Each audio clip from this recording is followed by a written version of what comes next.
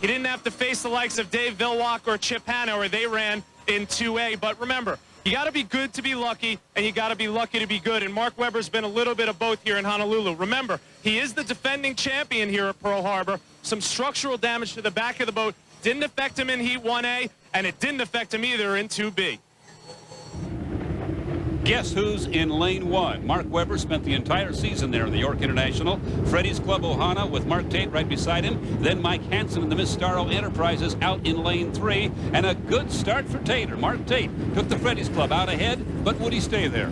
Well, whoever's going to win this heat will have to beat 2 boats, not 3. Ken Muscatel in the Northwest Unlimited boat withdrew before the heat. Only a 3-boat race for 2B. And you can see here good close racing between Mark and Mark, 2 residents of the state of Michigan, a long ways from home. On the outside, the black boat is the Ohana Hotel's Freddie's Club. To his left, the York International, which right now may be the best of the rest if you take the Budweiser out of the mix.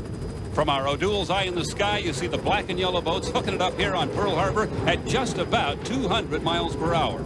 Both of these boats running very well all weekend in Honolulu. Mark Webber coming into Hawaii on a high note in 3rd place, not only in high points, but also in driver points. They have continued to improve throughout the season, and the new combination of Mark Tate and Jim Harvey looking very good in the Freddie's Club. Here's a look at Miss York International now extending its lead over Mark Tate into that turn and going into the front stretch once again. Mark Tate going to have to do a lot to overcome Mark Webber, who seems to be riding very smoothly on a race course that he feels he deserves to win at because he won last year. And driving a boat that's actually won this event the last 2 years. This hole just likes Pearl Harbor.